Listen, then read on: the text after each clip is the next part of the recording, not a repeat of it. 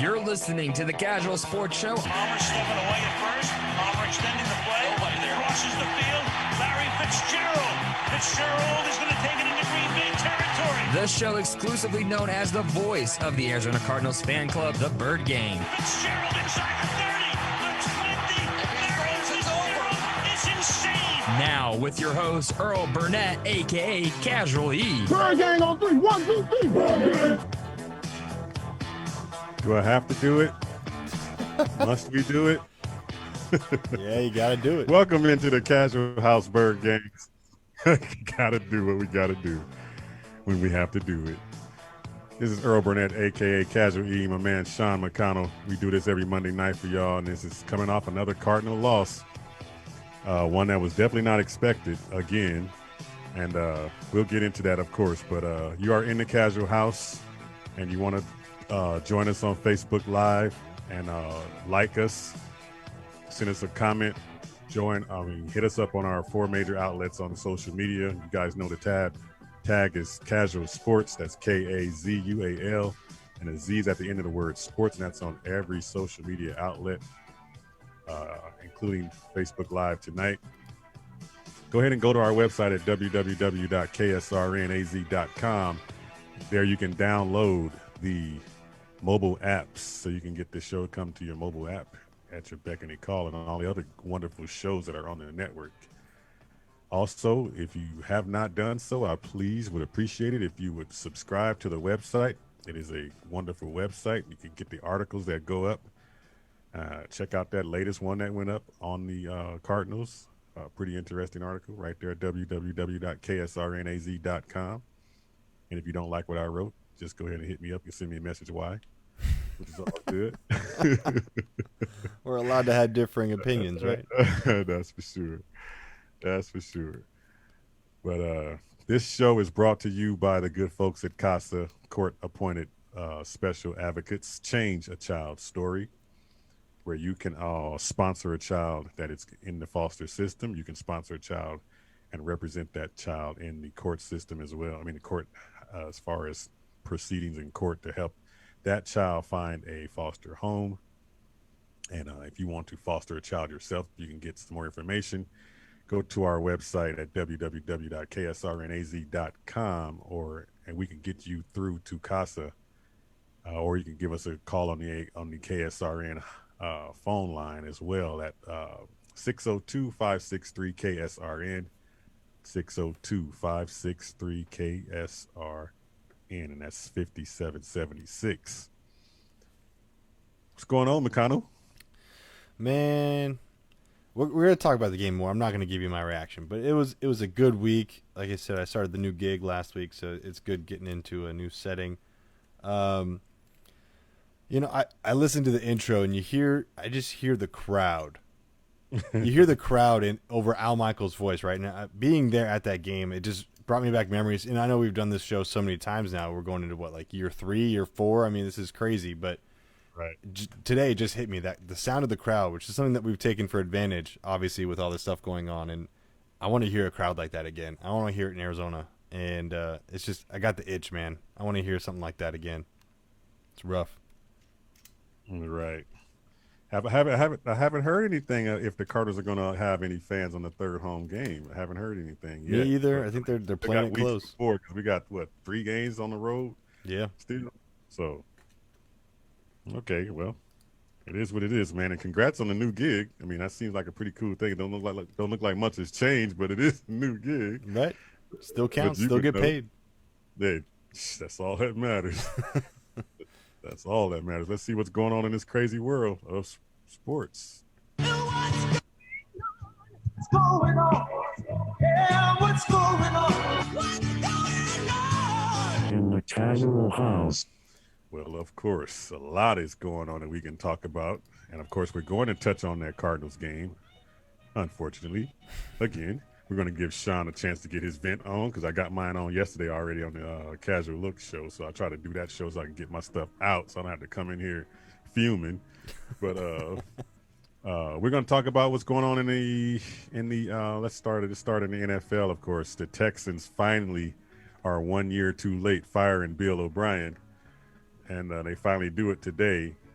and they saw that product that he was putting out there on the field, and it wasn't good enough, man. They gave him the whole thing to shop for all the groceries and everything, and dude went out to the grocery store and had the finest prime rib and steak in his basket. And the old lady came around with her little bologna and talked him into trading it because she wanted that bologna, she wanted that steak and stuff off his plate. Wait. So Steve Keim is an old lady in a grocery cart with bologna, and David Johnson's the bologna. Is that what you're telling me?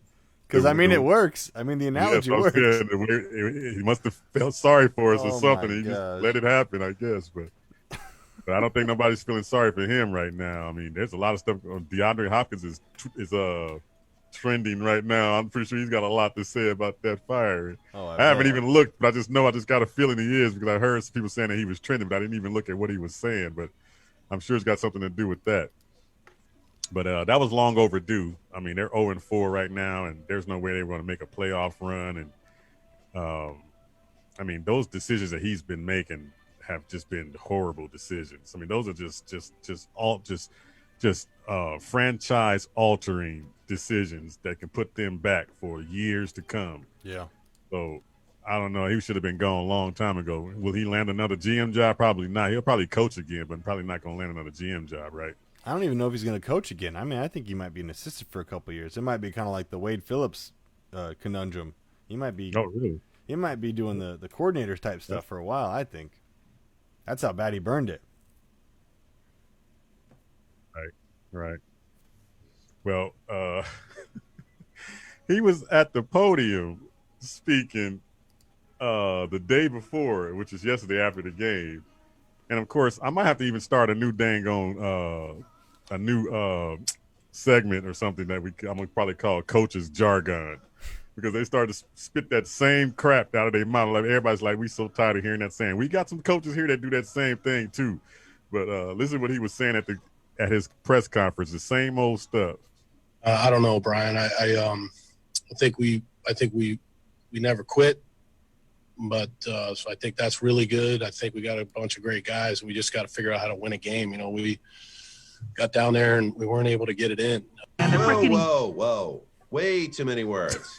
I was like, what? And then I was like, huh? Same old. I mean, dude, and he didn't even look interested when that. He knew what the writing was on the wall. He was just saying it just to say the same old. Right. I was like, get this dude off the podium. He don't believe nothing he's saying. That was long overdue. I mean, that reminds me of the Steve Wilkes. We just didn't execute. Right. We didn't execute. I was just about to ask you that. Don't we have coaches around here that had that same old thing? They start to build their own little sayings that we just got tired of. I know Wizenhunt had one. I can't remember what it was. BA had one. And it was like always about BA's. What was BA's? BA had a lot of them. Yeah, he had a lot of them that he just kept saying over and over and over and over. And then now Cliff is starting to form one. so it's like, and I'll get into his later, but man, it's when the writing's on the wall, them coaches just know it. Yeah. I saw something. I don't know if it was true or not, or was it just somebody just putting something out there that they said something about Josh McDaniels was going to be taking over that job or getting that job. Ooh. Yeah, I heard something. I mean, maybe it was just somebody just putting it out there, putting a feeler out there, because it wasn't nothing that was in stone or written, news-wise. But I just heard that news. I mean, it's not news, but I heard somebody put that out there, and I said, really? And I started I didn't get time to go check it. So I don't know. They said something about a long-term deal maybe for him, but I don't know if you can do that in the middle of a season, can you? That's got to be for next year, right? No, I mean, you could bring a guy in, right? I mean, they're sitting around doing nothing, right? Yes, like Josh McDaniels is coaching right now, ain't he? Well, hey, they can make the trades, the coach trades. I don't know about they do it right now. That's so true. That's right.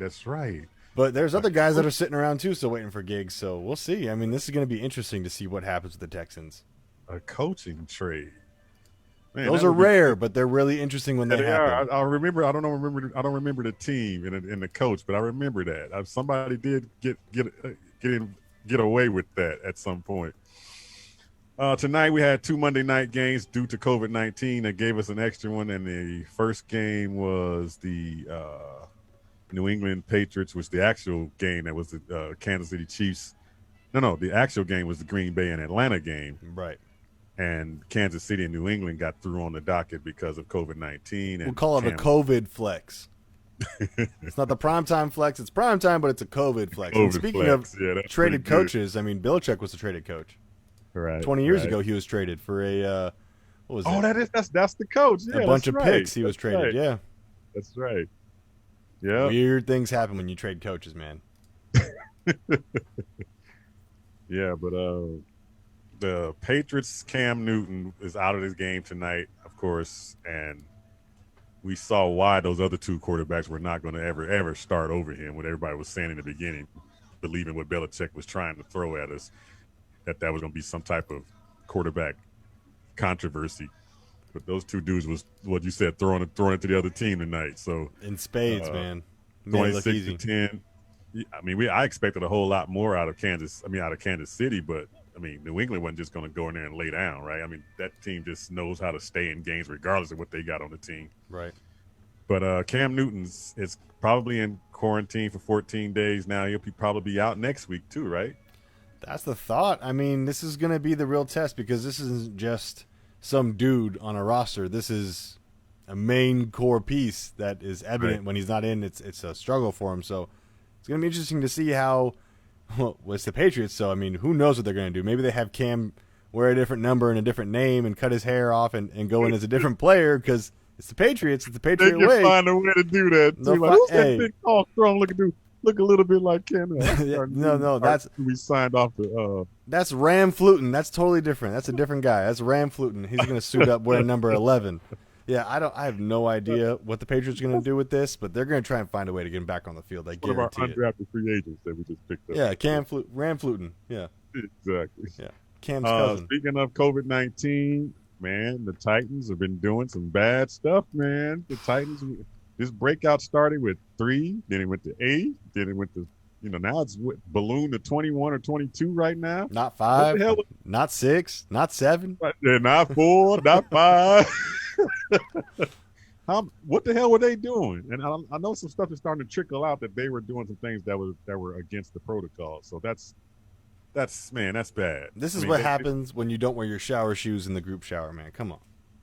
I think it's a little bit more than the shower thing, but they was doing some partying somewhere. I mean, they pulled one of those Raider things. I'm surprised the Raiders ain't had a breakout from going to that little get together they went through and they all didn't wear no masks. They must have a lot of penicillin or something on board. I don't know. Yeah, something, man. I don't know, but I would not be surprised if a breakout still happens over there because, like I said, COVID-19, you might not show no symptoms for 3 to 7 days. So yeah, I don't this know. is like I was texting the group. This is a big thing for the NFL because they had this under wraps for so long. It was like, okay, they're going to make it happen. They're finding a way to make it work. And Tennessee just came in and said, guys, help! I don't know what to do. I need an answer. And now they're flexing games out. We might end up with a shortened season if this thing gets way out of hand. Oh man, yeah, you could be right, man. Unless they figure out a way. I mean, they definitely gonna have to figure out a way to bubble this thing in the playoffs. I know they're gonna do that. That has to be on the docket for sure because there's no way you can allow the playoffs to go on, unfairly if somebody does come down with this thing. They got to do something. We'll see how those developments play out because with COVID-19 is unpredictable. You never know who's going to pop up with it next. Somebody else just, excuse me. Somebody else just came out with it. What else they just reported that just came out with it. Other than the president, of course, last couple of days, but just recently somebody new on one of these teams came out with it. Coaching, maybe? I'm not sure, but it's continuing to go on and continuing to go.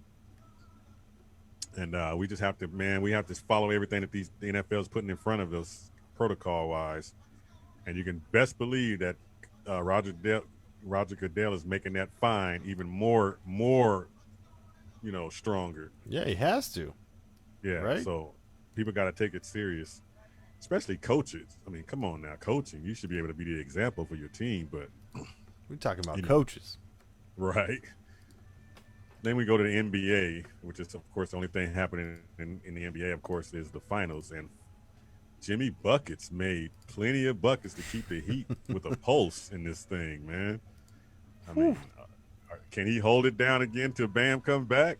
I mean, or was the Lakers just pretty much just kind of like letting off the gas and kind of let them back in this thing to get some type of respectability out of this thing? Or it's just, or did Jimmy Buckets really just beat that team himself? I think it's a little bit of both. I mean, Jimmy Buckets is a guy that can definitely put the team on his back, but this is a lot to ask out of one dude. I don't care if it's LeBron, MJ, Butler, whoever. I'm not putting them all in the same bucket, but these are all guys who can take over games. This type of ask right now, being down 2-0, that's rough. That's going to be a lot. I think the Lakers, they're going to give up a couple games here and there because I don't think they have that cutthroat mentality. I think they're just going to win on talent alone, and that's just what they're going to do. Losing Dragic for the series, that's rough. Bam, if he's ever going to come back, that's tough. That hurts this team. This is a young Heat team that we're not done seeing them in the finals, I think, but this is going to be their cornerstone learning moment. This is that pain that you feel when you get close and you don't get it. So I feel bad for the Heat. I want the Heat to win, but the Lakers, I think, are just going to end up winning on talent alone. Yeah, and how effective can Bam actually be coming back? I mean, you don't just come off an injury and come be right back at where you were. I mean, you can if you've been playing at that high level, through the whole thing, but it all depends on what the injury was. Was it a hand injury, right? I think wrist or hand injury, so, something yeah. like that. So maybe he can come back and be effective. I hope so. I just want this thing to last a little bit longer. Don't just, blow through these dudes. But we got a lot to talk about with the game that we just saw, if you want to call it a game. We still got a lot to talk about as far as our Cardinals go. And we're going to dig into that when we get back, man. And is it getting close to coaching changes around the valley? We're going to talk about that when we come back. Kazual Sportz Show, Earl Burnett, Sean McConnell, right here on KSRNAZ.com. Stick around, Bird Games. Your turn.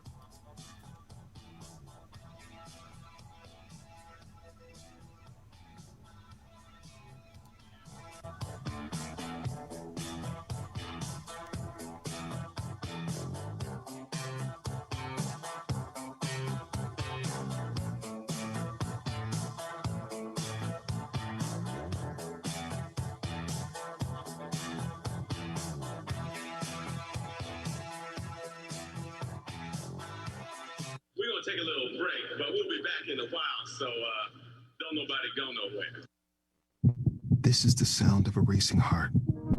It's beating a little faster because it belongs to a young child. But this child isn't in the middle of a close soccer game or playing with her puppy in the yard. Her heart is racing because she's just been told she has to move foster homes again. Change a child's story. There's a child waiting for a volunteer like you. Learn how you can help at casaforchildren.org. Hi, this is Ed Smith, host of the Easy Sports Talk Show. In addition to hosting the show every Saturday, did you know I'm also an inspirational and motivational speaker? Utilizing life experience in my 15-year professional sports career, I offer programs to a wide variety of audiences. Tips from the locker room to the boardroom and beyond. Whether you're a corporate executive, sports organization, or faith-based organization, Ed Smith Speaks can customize a team-building, motivational, and inspirational program to fill your needs. I love to come inspire and motivate your group to create lifelong shining moments. To learn more about booking me for your event, visit edsmithspeaks.com or contact me directly at info@edsmithspeaks.com. When was the last time you had your awnings cleaned? What about the oil stains on your driveway? Majestic Services has you covered. They're your pressure washing and window cleaning experts. With over 11 years of experience, they'll provide you with a free, no obligation quote for your awnings, driveways, stucco, concrete, asphalt, pool deck, stone, and more. Give Matt a call at 602-881-8228. Commercial or residential, let Majestic Services do your dirty work. 602-881-8228.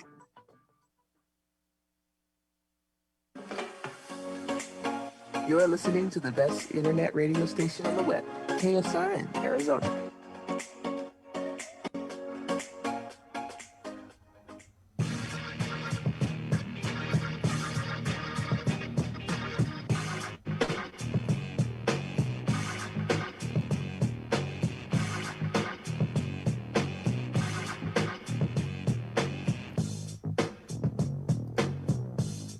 Welcome back into the Casual Houseburg Gang, Suns Nation, all you wonderful fans out there in the valley.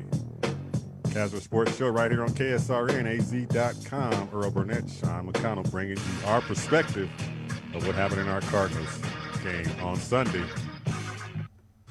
I just think, we got to get back to work. We got to be better. I mean, that's really all it is. It's just no time to panic. Just be better. Yeah, I think that was an area today where we lacked. We didn't come out with that same energy that we came to San Francisco with, and I think it showed today. Everybody was just kind of sluggish, and like I said, this is the NFL. You can't do that because we've gotten beat past 2 weeks, and I feel like a little bit of that had to do with our energy, thinking we were just kind of going to stroll in and beat these teams, and that's just not. It's not possible. You got to come ready to go. So I think there's really got to be a sense of urgency from us as far as bringing the energy. Man, I said that on the Casual Look right after that game, that it felt like that they thought that Lions game and this Panther game and even next week's game, they thought for sure they were just going to walk in and those teams were just going to lay down and give them the win because they did what they did in San Francisco.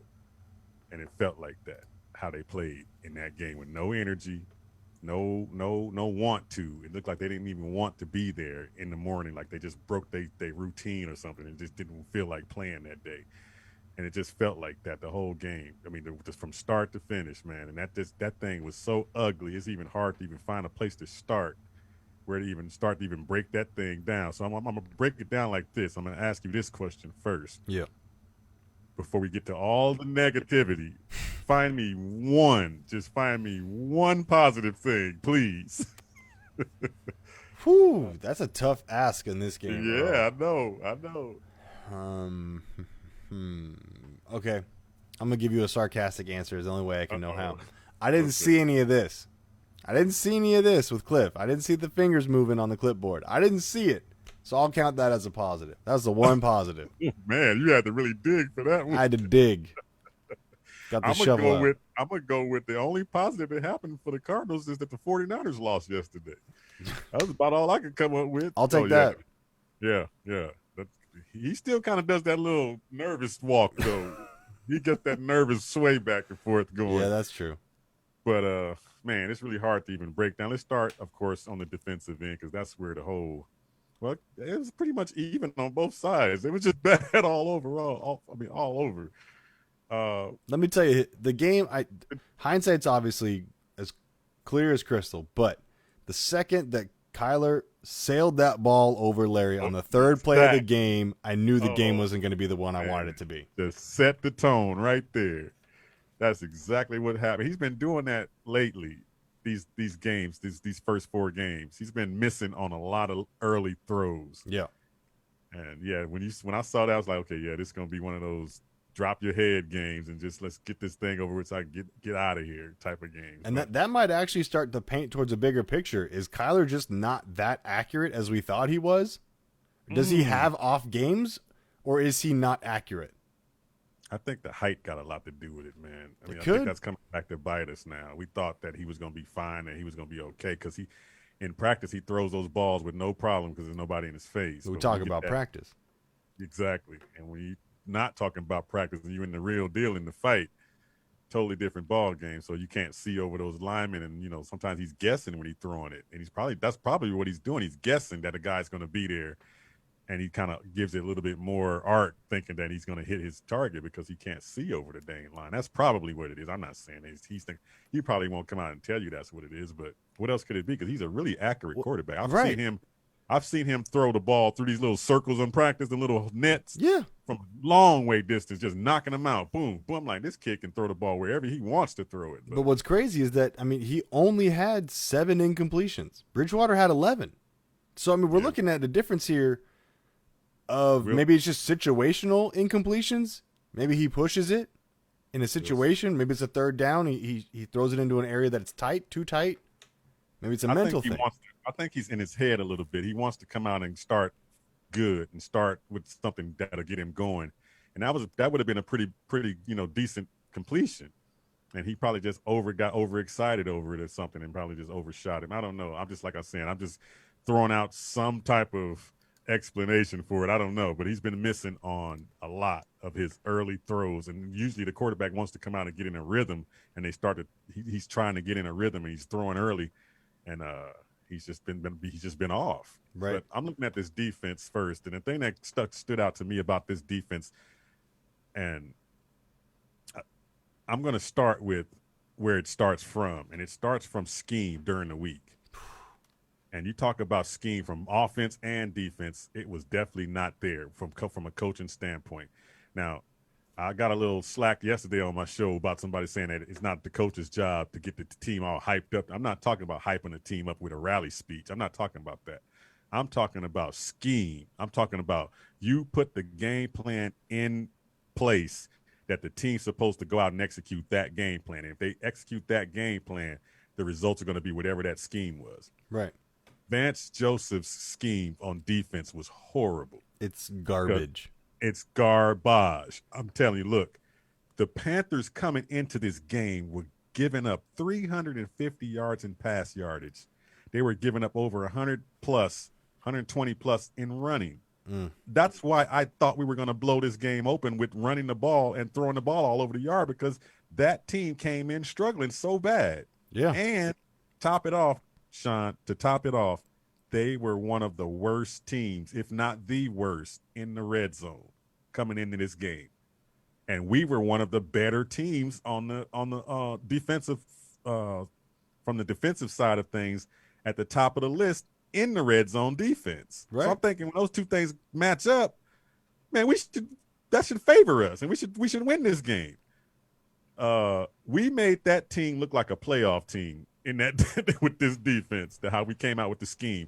And I'm telling you, I'm only going to stick on this for a minute, because I've been sticking on this for a week and a half or two, and that's because that Vance Joseph going into that soft zone, whatever you want to call it, play off the receiver 8 yards defense. I don't know what the hell that is. And every last one of those DBs are giving them free rank. Teddy was just playing practice, throwing balls. Dudes was cutting in front of their guy. Boom, 12 yards. Boom, 10 yards. What kind of defense are we playing, man? I don't even know what scheme he's playing. It's not a good one. Let's just put it that way, right? I mean, if it's man, why does it not look like man? If it's zone, why aren't they playing like it's a zone? Something is wrong here. Exactly. Something is wrong. Exactly. I need a change. I need a change, because last year we had this whole problem where we kept hard on the defense. It's not going to matter how good Kyler is if we keep just letting people go down the field.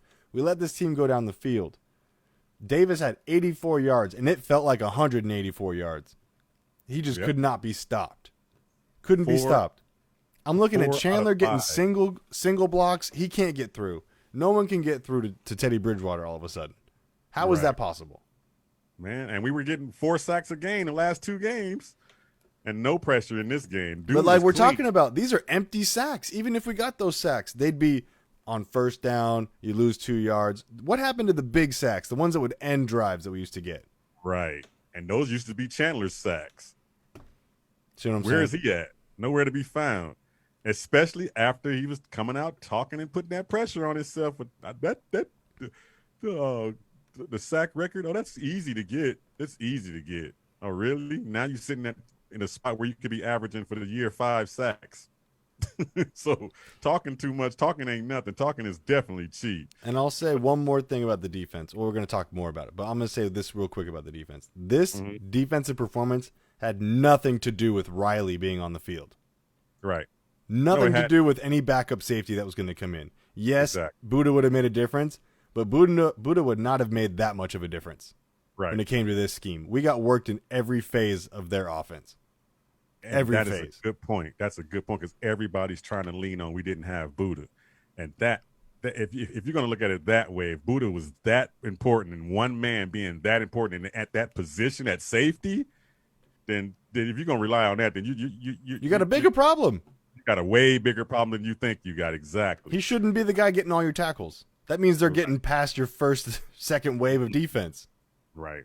I mean, man, this is just hard. the Panthers were 4 out of 5 in the freaking red zone, and they came in struggling in the red zone. They made it look easy. They made it look so easy. And Teddy, like you said, was clean, but he was clean after throwing 37 pass attempts. How can you be unscathed after throwing 37 times and you got a clean uniform? Well, I can tell you why. No, Cliff better be taking notes on this one, because that is what a balanced offense looks like. Okay. We didn't know if Davis was going to shove it down our throat or if Bridgewater was going to throw it. That's so true. We were on our heels the entire time. Yep. So we couldn't get to him. We were always a step behind. Meanwhile, we're throwing left to right and not downfield. I'm so tired of that dang on wide receiver screen. If I see another one of those wide receiver screens, I'm going to think I'm going to write a letter or something. Yeah, that'll do it. But write a letter. This defense, this dang on defense, man, was just pretty much. I said you soft. And I called you soft. I spell it. S-O-F capital T. Soft.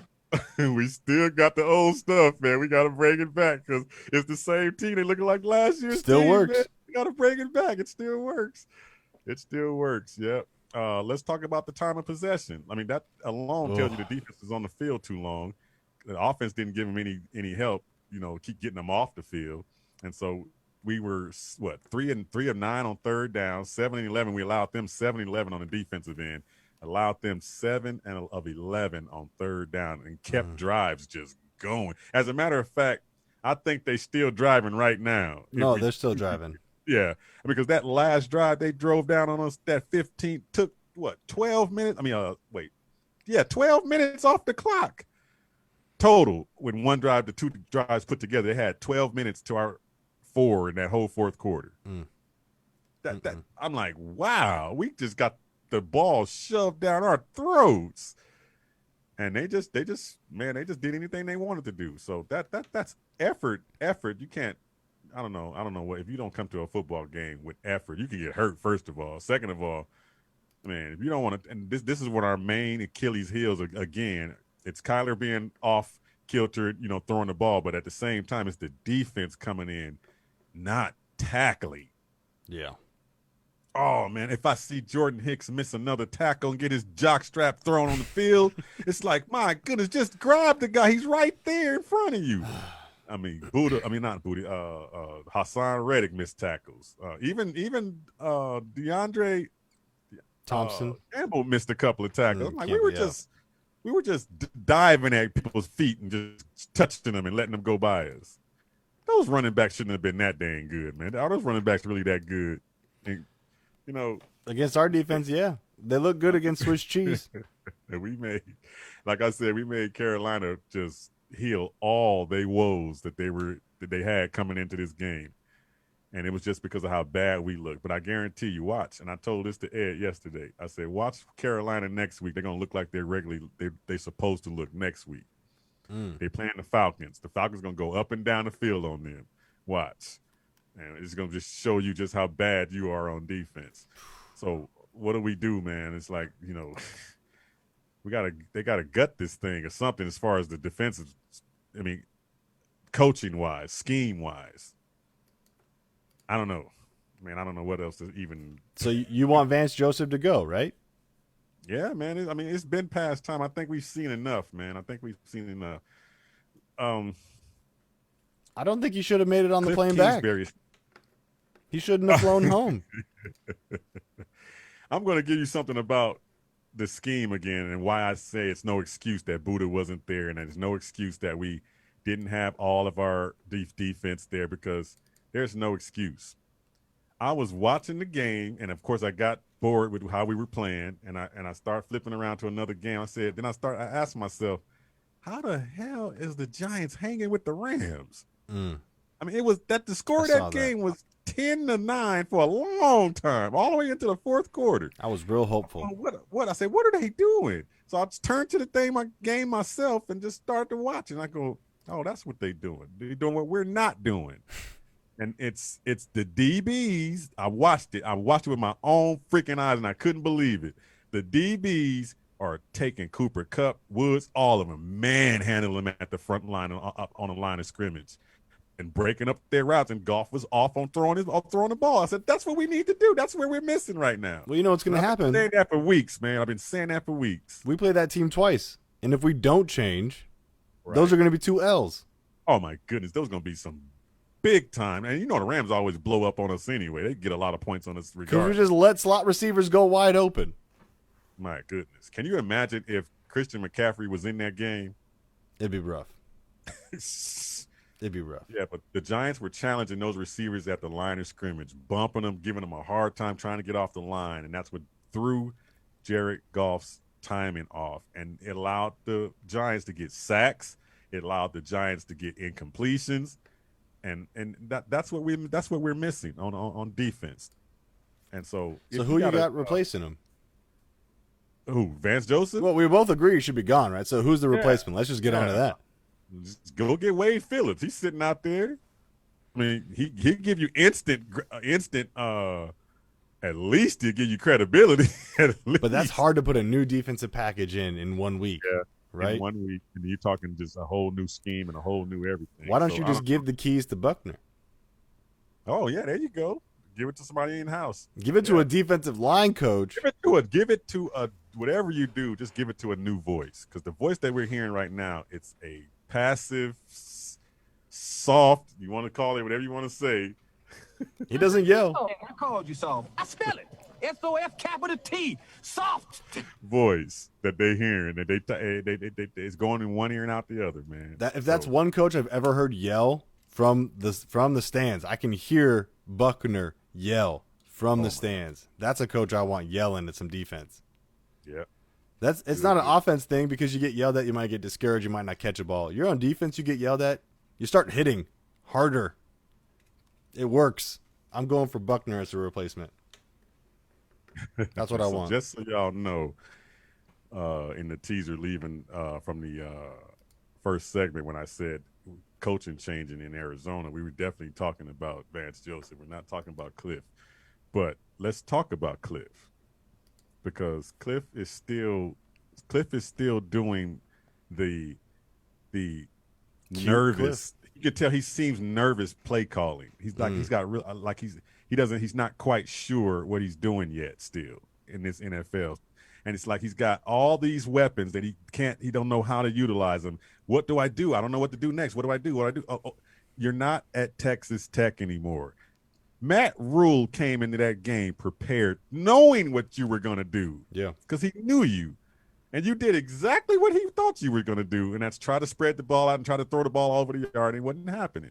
So he tied Kyler up to a point and made them dink and dunk all the game. And I'm like, dude, your play calling is just suspect right now. It's almost like a scared type thing that he's doing coming into his play calling. Yeah, I don't like how he starts the game. Like I said earlier, if I see another wide receiver screen, I'm telling you, man, I'm calling up Steve Keim myself and say, you got to do something. That's not working. Stop doing that play. That play is horrible. Those wide receivers aren't big enough to block downfield. They're not. Thank you. The way the Patriots do it is they find out some way to get 3 linemen over there all of a sudden before the blink of an eye. That's the whole point. And then you pancake. Have you ever seen it get any more than 2 yards? Maybe once or twice. Not for us, no. And so my point is this, that the defensive coordinator knows you're going to do that. And that's why they were prepared for it. And every time you ran it, you got stuffed on it. I'm like, I'm so tired of that play. Please stop doing that. Please stop opening up the game, throwing the ball 5, 6, 7 times. How about let's please try to get Kenyon Drake back to form. Because I'm telling you, the reason why he is not there, maybe he's suffering some type of injury lapse that we don't know nothing about when he had the boot on in training camp. We don't know. Maybe that's slowing him down because he doesn't look the same. Right. But when he does get the ball enough, maybe he can get back in a rhythm and get back to where he was because he doesn't get the ball enough. I'll tell you we want to throw the ball all over the yard. So I don't know, man. It's just wide receiver screens and wide receiver sweeps. We can be done with those. We can just please take someone, go into the Cardinal facility, sneak into Cliff's office, rip those 2 pages out of the book, and throw it and burn it. Burn it all. Burn it good. Now, As far as Drake goes, yeah, something is up with Drake, right? 13 carries, 35 yards to show for it. I'm all for putting him in the back burner for right now and putting Chase in. 4 carries, 16 yards. Did almost half as much with a third of the carries. He's more productive right now. Play more Edmonds then. If it's a Drake thing, put Drake back. But Edmonds is running hard, period. I'm going to tell you, dude, like we said earlier about Vance Joseph, it's scheme. If Cliff continues to run that pitch to the outside, he will not utilize the inside up gaps. the middle. He will not utilize the gaps in the middle, straight up the middle of the field. He wants to see speed on the outside. This is Texas Tech, baby. We're supposed to be running on the outside. And every time he pitches that out to Drake, every time he pitches it out to Edmonds, it gets you nothing. Every time Kyler does the RPO, he's going outside. And it's like, when are we going to run inside the tackles? That's where Drake came when he made his debut last year. He was running between the tackles. Are the offensive linemen stuffing the suggestion box with "please don't let us do run plays up the middle"? Like what is the deal? They get paid to do this. Let them block. Man. Well, they didn't look like they got paid on Sunday because they didn't have a good game themselves either. That's fair. That's fair. I mean, Kyler was running for his life in that game. I mean, I think Wolf said it perfectly this morning. All he had was one read, and he had to get rid of it or run because the offensive line did not even hold the line long enough for him to go through another progression. That's true. Everything was bad, and the offensive line hadn't been that bad right up to this point. They've been at least decent, but only one sack to show of it, though. I mean, for what that's worth. Yeah, because Kyler can get out of there. But, that number could have been a lot worse.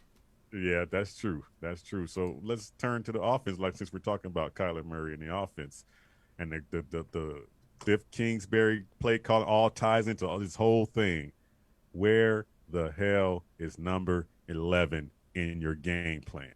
Where is he in your game plan? Not go out there and just let's see if we can maybe get Fitz the ball here and there. And no, he's supposed to be in your game plan. Yeah. That's called scheme, Cliff. Scheme to get your best player into the dang ball game. You want to throw Hop all his stuff? Yeah, Hop is your Ferrari. Your franchise record holder now for receptions in 4 games, by the way. Right. Fitz is the heart of the Cardinals. Period. It seems like they're snuffing him out, like they're deliberately not throwing him the ball. It's not that hard to get him the ball, is it? That first target, that's the plays you need to run him with. That first target, Right. It seemed like Kyler's like, oh, he didn't catch it, so, oh well.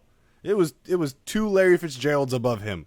Right. Come on. And that's what it felt like. You said exactly what you just said. It felt like both Cliff and Kyler were like, let's try to see if Fitz can touch it. Okay, he had his chance. Now let's do what we normally do. And just stuff the ball to one guy. It felt like that. And you said something about his streak. Tell me this doesn't feel like this to you. It feels like that streak is not even as potent and powerful as it should be. It seems like we're just giving him courtesy just to give him one little 2-yard catch to keep that streak alive instead of it being effectiveness in a game he's getting that streak continuing to go by being effective and being a matter in the game. Yeah. You know what I'm saying? I don't want Larry to be a decoy in his final years, and he doesn't want to be a decoy. Yeah, don't give him no courtesy, 2-yard pass just to get his streak, to keep his streak going, then go away from him. That's disrespectful, man. That's totally disrespectful. Yep. But even though they may not be doing that deliberately, but that's what's happening. Cliff wants to get his quarterback and this offense looking like the next thing, greatest show on turf. And you far from that. So you got to just stick with what's working. Keep that power running game in your offense and roll with that, man. He looks spooked on the sideline, man. He's just like, I don't know. You can see him pacing back and forth like, he's just hoping his plays work. This is the Panthers. You shouldn't be pacing when you play the Panthers. You shouldn't have had a game plan that came in there and ripped that defense apart. I mean, really. Kyler threw the ball 24 times. Well, 31 times and completed 24 of them for 133 yards. How do you have that many completions for that many yards?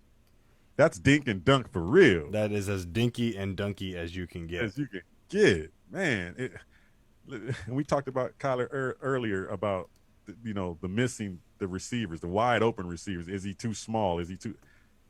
Did the 3 picks last week affect him? Is he spooked by throwing the ball now? Maybe a little. I mean, it's a little bit of a funk. It's a That's what I'm kinda sophomore figuring. slump. It's in his head about. It's a sophomore slump, right? I guess so. But he's missing on a lot of receivers, so he looked uncomfortable. He looks like he's not quite sure about what he's doing, and his coach is the same way. So they're hand in hand. They come together, so they both look exactly the same. They both look unsure and not knowing what's going on, a little scared, a little timid at what they're doing out there. That the last thing you want to do is get rid of this coach and pull what the Cardinals have been doing 2 years every coach. Come on. Yeah. It's not going to work. I don't think that's where we are right now, but I'm telling you, if he don't get this thing turned around in the right direction, we could be heading that way, man. We can't continue to hear his after the game comments about we need to get these guys into plays to be more successful. I'm so tired. That's his new thing. That's his thing. He stays saying that every time. Well, it's his job. In the places where we got to put them where they need to be successful. We need to put them where they need to be. Dude, stop saying that and just do it. Yeah. Because if they're successful, put them in a spot where they're not getting beat every time on defense. Put them in a spot where you can use Larry Fitzgerald's savvy and his veteran savvy to get open. I mean, all those things, there's no excuse of how we're coming out playing on defense and offense. There's no excuse at all other than we just didn't want to come play this game today or yesterday. They didn't want to play that game. East Coast, whatever you want to call it, whatever, they did not want to play that game. It felt like that. Absolutely. So, the play calling, like you said, rip that play, man. Just start over. Put something else together with what you already have, but just put something together where you get Larry involved early and often. Because, I mean, when you think about Larry getting involved and energy to this Cardinal team, what do you normally see in your mind? If you close your eyes and see when we don't get him the ball and we finally get him the ball, what do you see when he actually gets the ball? You know exactly what you see. You see 2 fists on his chest. And he's running towards the sideline. That's exactly what you see. It doesn't matter if there's 1 fan, 10 fans, or a sold-out crowd. He's doing that. That's what you see. I got pictures of it on my wall for crying out loud. Yeah, you see that nice little fist ball up scream that he lets out, and that just gets that team energized. It's like we need that energy early and often, and keep him involved in the game because he's your man. He's the man that keeps this offense going. What's wrong with we already talked about Drake and Fitz. What's wrong with I don't know. We did that already. My bad. I'm tripping. What's wrong with Earl? Exactly. Let's talk about the Cards schedule. What's wrong? Looking at where we're going right now and where we are right now, we let 2 games get away that we should have had going forward. When you look at our brutal schedule going forward, after that bye week, it's just going to be just downright just – if you're not playing up to your best football, you're going to get mopped up. Yeah. And now you're talking about you can end up 3-7 by the time those games are done. So how does Cliff and these guys get this thing turned around? I mean, if you ain't got it turned around now, preseason is over with. So if you ain't got it turned around by now, what is causing them to be this heartless type team all the time? Yeah, I mean, what you have to see to have some sort of confidence in the second quarter of the season is going into New York, into that hopefully better now field that everyone's so worried about, right, and just smacking the crap out of the Jets, which isn't hard to do this year. If you haven't noticed, it is easy. You should do what the Browns did to Dallas, and you should do what the Browns did to Dallas when you played Dallas. Right. Put up 49 points in these next 2 games, both games. That will make people feel a lot better going into Seattle, going home for Seattle in the 25th before the bye week. What if that Jets game comes down to the field goal at the end? If the Jets game goes down to the field goal to the end, we're looking at a 500 team, possibly 4th in the division. Yes, I'm thinking they said something about Sam Darnold's probably going to be out of that game. He's been kind of banged up. Well, we love playing backup quarterbacks. Oh my goodness! Don't even remind me. Don't even remind me. Looks like Keyshawn Johnson was right about us, man. He was right on point. There's still time. I'm going to be optimistic right now. There is still time to turn this around, but we did ourselves no favors, and the schedule only gets harder from here. You're going two Los Angeles games, 2 Seattle games, a San Francisco game, so the division is still at the backloaded side. You got New England, Philadelphia, who knows what they are? No one knows. Miami, okay, garbage. You got Buffalo, and you got Dallas. Dallas can play football sometimes. So those are a lot of tough games. A lot of tough games. The cake games are over. Yeah, all the cake games are done. You had those early, and somebody just made a good point that usually the division plays the same teams, but the rest of the division didn't have those 2 easy games on their schedule. You got those 2 games on just like a gift given to you. Both those games, you just let them both go to nothing. So that's crazy. Although let's talk about those schedules for the other NFC West teams are, I would say, a little bit easier towards the end for them than they are for us. Okay. Well, like I said, either way it goes, we're going to come to a part of this schedule where we better be playing good football, or we're going to just, man, it's going to get really ugly. You want to talk about coaching and scheme and all those things. This is what I was going through last time where I said, let's talk about this person. I want to save it for later, and I'm going to talk about Isaiah Simmons. What is going wrong with Isaiah Simmons? Is it coaching? Is it our coaching? Is it our coaching staff that's gotten their ear now? This bad coaching staff defensively got into in his kid's ear. Now his career's getting off to a bad start. Or is it actually Isaiah's just not, good as we thought he was? I don't want to say both. I always like to ride the fence, you know that. But I'm gonna blame Vance for this. Hell yeah. You don't know how to bring in a rookie? You don't know how to bring in a rookie? You got Von Miller up into shape, right? You made him look the way or maybe you didn't. Maybe Von just ignored you and did what he did. So maybe Isaiah needs to do that. Maybe we get Isaiah on the field and just let him do it. Because we got that with Hassan Reddick too. Put them both in and just let them see what they do. Make them go after the quarterback. Rush 8. I don't care. Right. Do something. I think they've probably failed and lost their window to give him the time to get reps in live games. What I mean by that is I think the window was these 4 easy games after the Niner game, those 3 easy games that you thought you were supposed to go in there and offensively put away. You could have gave him time to get his stuff together as far as, putting him on the field and let him get burnt. Let him learn by the hard way. But since we struggle so bad in all aspects of every game, you don't have time to allow him to do that. Now you can't put him on the field now, right? You got to get your team back to winning ways. You don't have time to throw a rookie out there now and say, okay, go get some reps, and then he gets beat again, and now you're getting behind the 8 ball as far as other teams scoring on you, right? You have sit him down now. You have merit in that, and here's where what you're saying comes into play when they get in coverage. Because Isaiah doesn't have time to adjust to the speed of the game or do enough film. I mean, he'd be doing film for 24/7 all throughout the week. Don't have him practice at all. Just have him in the film room. He'll come in on Sunday and still not have everything yet. Because like you said, he missed preseason. OTAs were all jacked up, everything. So fine. Right. Then just put him on the line. I don't care. Vance is supposed to love sacks, right? Then scheme up a freaking blitz package and run that thing 80% of the game and just let Hassan Reddick and Isaiah Simmons go after a quarterback. I don't care who it is. I don't care who you're playing. Figure it out. Right. Play press man coverage. Have them be on the guys. Close those windows down, and then just go after the quarterback and knock their head off. It's that simple. They're fast. Just like Eric Gage is saying on Facebook, let their speed kill. Absolutely. Right. I'm with it. Absolutely. That is exactly right.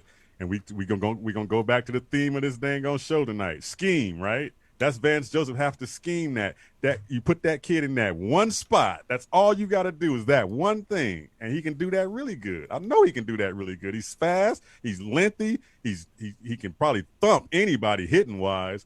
Get him in that position where he can rush the quarterback. If you put out an Isaiah Simmons that thumps people, they'll think twice in their offensive scheme. We damn sure need the pass rush, don't we? Because I didn't see the pass rush this week at all. I mean, zero pass rush. You can't double anyone when you send 8.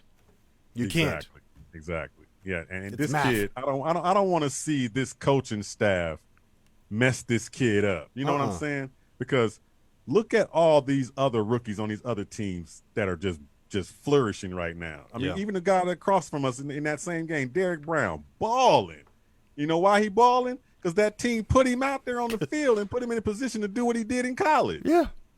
And you could just look at all these other rookies on all these other teams that are just, I mean, look at my boy Ayuk up in San Francisco. We knew that dude was going to be tight. And we almost had him. And we could have had him, but it's like we almost had him.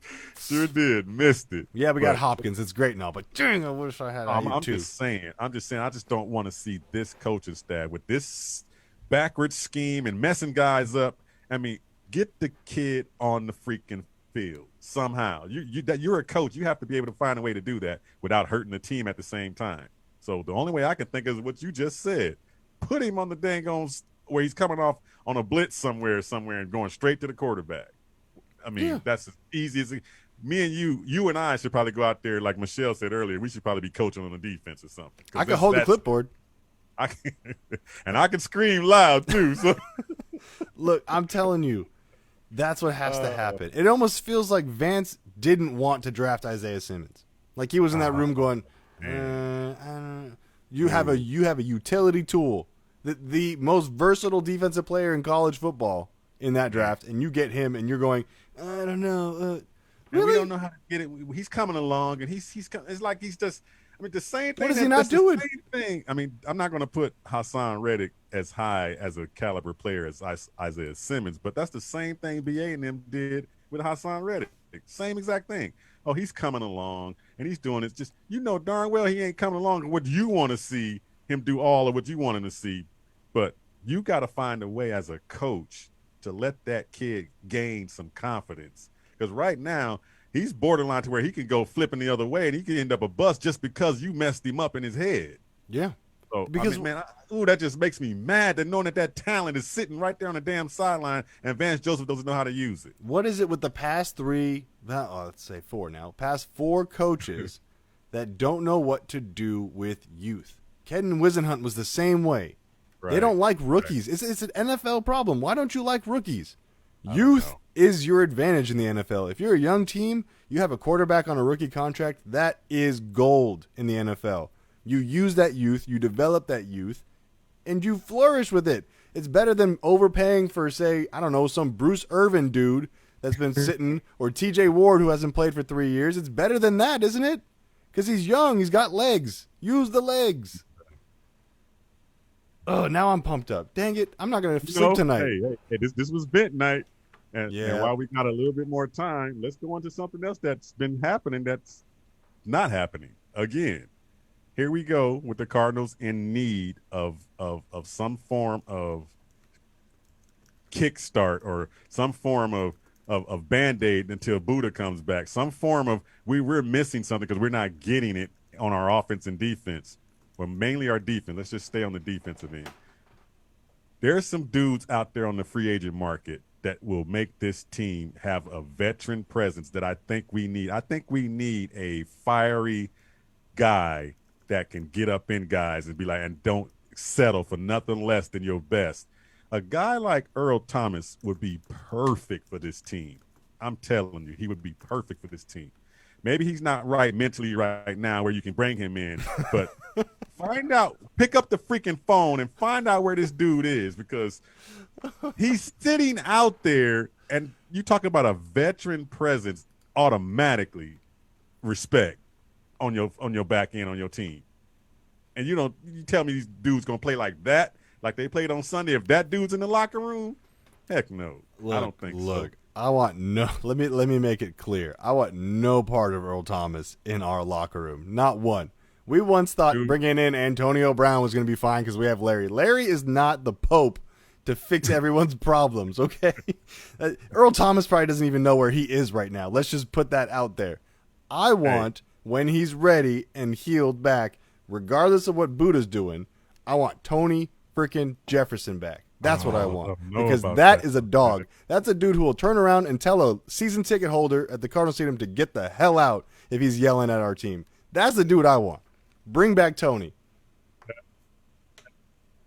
Okay, but Tony had his opportunity, right? They didn't sign him. They were talking about signing him, and they didn't sign him. He didn't get to work out yet because he's not fully rehabbed from the ACL. Oh, and you don't want a guy coming off an ACL. Come on now. Come on. Earl Thomas wears like every bandage you could buy from the Walgreens down the corner. Let's not get into which guy is healthier now. Come on, Earl. He's not signed for a reason either. Which guy knows how to win a championship? End of story. End of story. Which guy was on a defense that was, man, top notch and knows what a defense is supposed to look like? Which guy is that guy? I want that dude. And sometimes you might not have a guy in your locker room that everybody don't like. This ain't kumbaya. Who cares?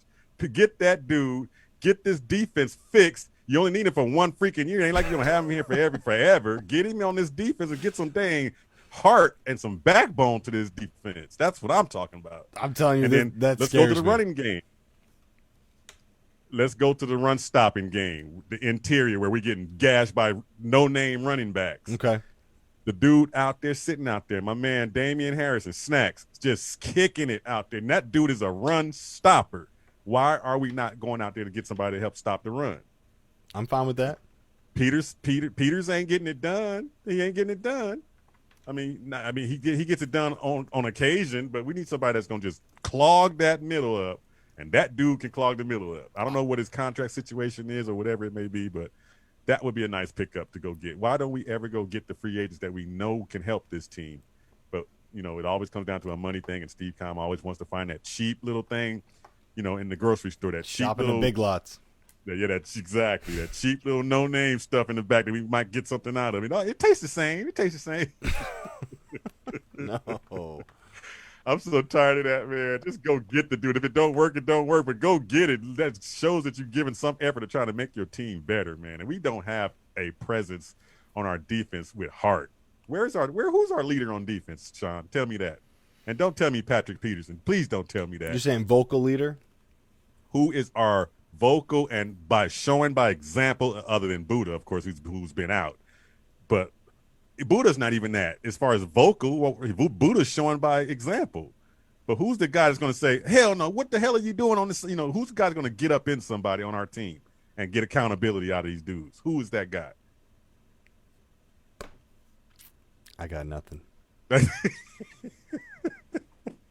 Point made. Earl freaking Thomas. Go get the dude, Steve Keim. Okay, but this one's on you. If this happens, it's on you. What? If something bad happens, this one's on you. I will take it. As long as I ain't got to see another effort like I saw on Sunday, I will take it. This has been the Kazual Sportz Show. Sean and I having a ball doing this show for you. Even in these losses, we still got to come out here and do it for you. We appreciate you coming in and joining us on Facebook Live. Everybody else on Facebook Live, Bird Gang, don't be too down. Stay encouraged. I think we're going to put a better product on the field Sunday. We are playing the Jets. So hopefully good or bad. I don't think we can play as bad as we did and not beat that team, I hope. But join us tomorrow. I'm going to have some more insight. I'm going to break down some tape for you on the show tomorrow night. So until next time, from Earl Burnett, Sean McConnell, peace out, Bird Gang. Peace.